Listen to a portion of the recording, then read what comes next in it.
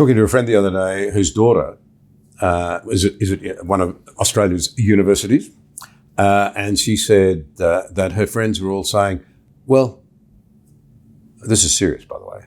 They said to her, she's a reliable witness, well, Israel has nuclear weapons. Why shouldn't Iran have nuclear weapons? The fundamental difference is that Israel doesn't threaten to wipe out another country. Iran not only threatens it, it's in the constitution of the Islamic Republic government that their goal is the elimination of Israel. They don't mean the political elimination, they mean the physical, existential elimination of Israel. And regardless of where you sit on the Jewish question or the state of Israel, Israel is a legitimate state. It's recognized as such. If you have a neighboring country or a country that's close enough to you, credibly threatening to wipe you off the map, and that is the foreign policy platform of the people in power in Iran right now, what would you do? We're hoping to explore these very issues in the next ARC-style conference in Australia, by the way. Why won't we be more honest and inform ourselves more accurately? We're talking here about a liberal democracy, a sort of country that most Australians would be comfortable living in, versus one, for example, where no Australian woman would want to live, in Iran. They're so completely different. Why, then, do we allow our government, because this is what they're doing, to essentially completely misread the situation and sideline themselves? They're becoming embarrassingly irrelevant on the international stage in relation to the Middle East because they've not recognised Israel's genuine and existential struggle for existence as a democratic state, and they've not recognised properly, in my view, what they're up against. So you hear these ridiculously irrelevant statements about de-escalation when it's too late for that.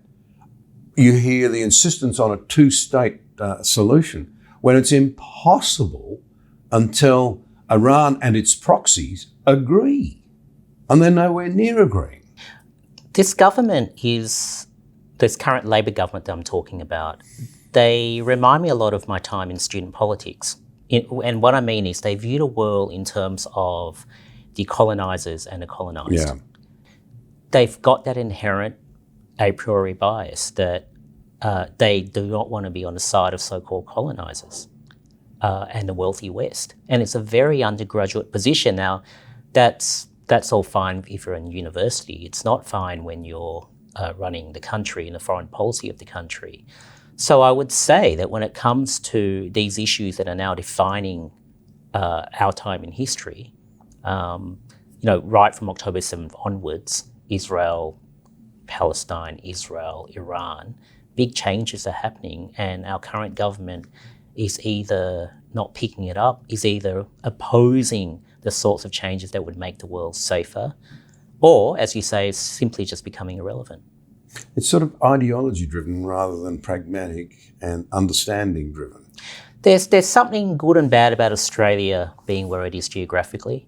We can look at the world, we can pontificate, nothing seems real, threats don't really seem particularly real. So when Israel says we are facing an existential threat, I don't think that resonates with this government, and I don't think it resonates with a lot of Australians as well. A lot of it has to do with our geography. The strategic arguments and discussions we have, it almost seems abstract and intellectual and optional, as opposed to something which will fundamentally change how the world is governed, how people's lives are lived, how power is distributed. There is an abstraction about the conversation that's going on in Australia, including by the current Labor government.